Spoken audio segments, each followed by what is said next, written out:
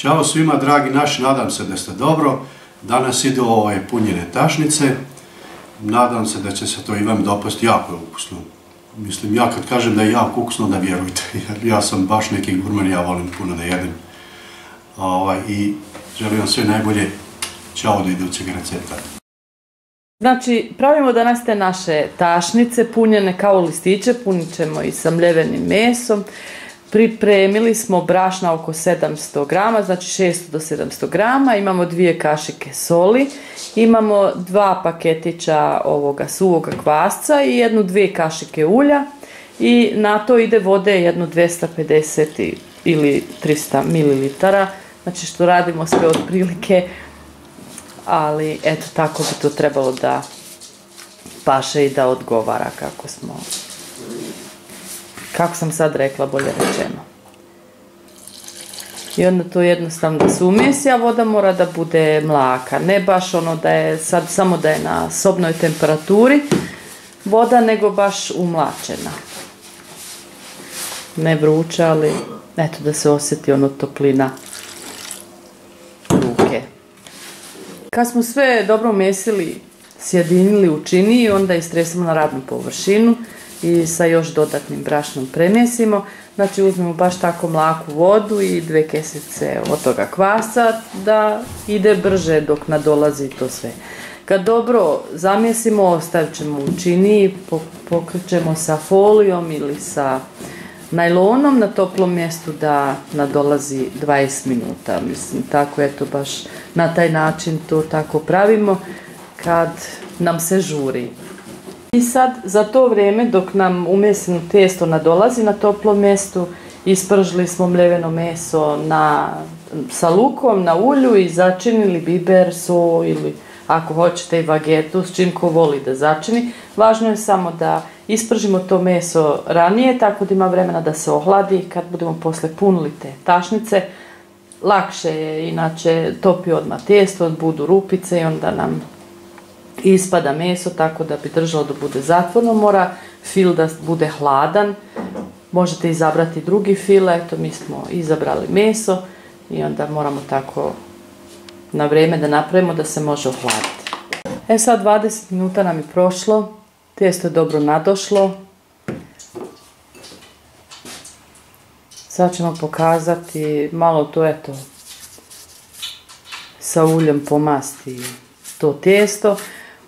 Onda treba nam isto, dok se priprema, znači ulje smo nasuli u tiganj, treba nam dovoljno ulja da pržimo te tašnice i onda pripremamo tašnice, sad eto da vidite uvijek po 3, sad zavisi kolike ćete praviti, koliko vam stane u tiganj, a mi pravimo po 3, napunimo i dok se prže te 3 pravimo druge 3 i uvijek tako.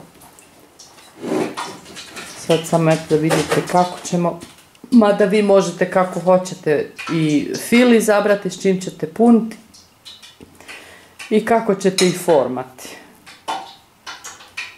A mi sad samo eto jednostavno tako te tašnice napravimo.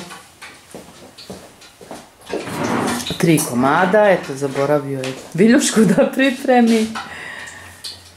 I malo krajeve sa viljuškom pretisne i to je to, znači napravimo 3, onda idemo te pržiti i dok se te 3 prži pravimo druge 3.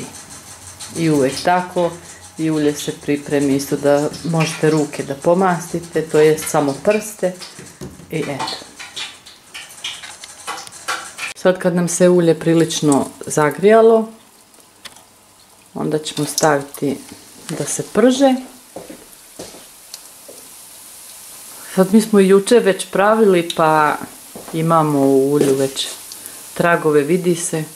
Ja stavit ću 4 komada, malo su manje, samo eto mora se baš računati jer malo se i naduvaju pa treba imati mjesta da se ne bi zalijepilo jedno za drugo, bolje je stavljati manje. Sad dok dobije boju i onda ćemo poslije okrenuti. Malo kad porumene, onda ih okrećemo, najlakše sa 2 viljuške. Kad porumeni ta strana, opet okrenimo, Jednostavno se prže dok porumene dobro i moraju biti lagane kad se vade. I pripremili smo jedan tanjer sa kuhinskim papirom. Tu ćemo i poslije staviti tako da se mast ocijedi.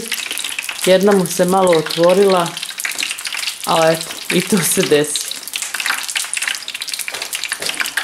Nije dobro valjda zalijepio sa vilješkom. Točno, terasice s internetom. Sad je ponovo okrenuo da i druga strana ovako porumeni koji ova i onda su gotove. Znači svaka strana 2 puta. Prva tura gotova, sad ih vadi na tanjer sa kuhinskim papirom. Sad eto, ko što kažem, nije dobro pretisnuo sa viljuškom pa se ona jedna malo otvorila. Znači na to se mora paziti. I ide odmah druga tura. Baš možete staviti koliko vi hoćete komadića, ali eto tako pravi 3-4 komada i onda posle opet reda. Znači svaka strana se prži 2 puta. Tako dok sve završimo. Tašnice su nam gotove, tako bi se mogle servirati. Jednu sam presekla da malo vidite kako izgleda. Osekla sam je nožom, nisam lomila. Kako izgleda sa filom, ali kažem možete fil izabrati koji god želite i volite. Onda za umak smo napravili pavlaku i kiseli jogurt, pomiješali, malo začinili, znači posolili. Ko voli može i bagetu, posula sam, pomiješala vlasca unutra i malo čili ako voli ljuče, a možete i bijeli luk, kako ko želi. Ali evo, stvarno je mekano i ukusno. Mi ćemo sad jesti, a nadam se da ćete i vi probati, da će vam se dopasti.